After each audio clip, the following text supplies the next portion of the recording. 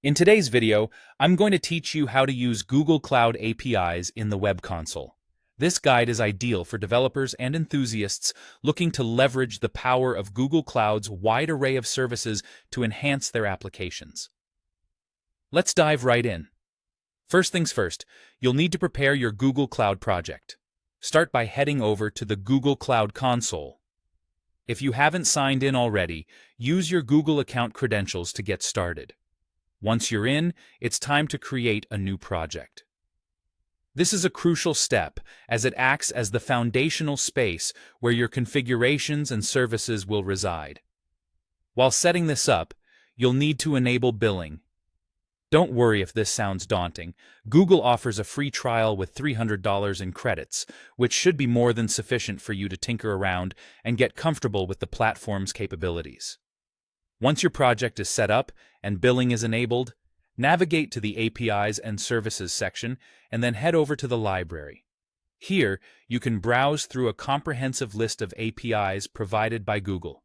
Depending on what your project demands, whether it's cloud storage, machine learning with vision, or natural language processing, search for the API that best fits your needs and enable it.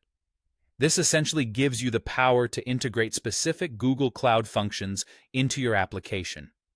Now that you've got your project and APIs set up, the next step involves generating credentials. The type of credentials you'll need will depend on how you intend to use the APIs. If your goal is to incorporate them into a simple browser or client-side application, an API key would suffice. These are straightforward to create. Go back to APIs and Services, move to Credentials, and then make your way to Create Credentials and choose API Key.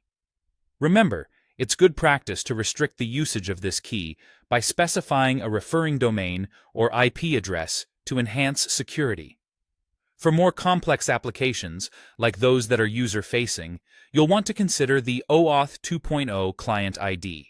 This method suits web and mobile applications that require user authentication.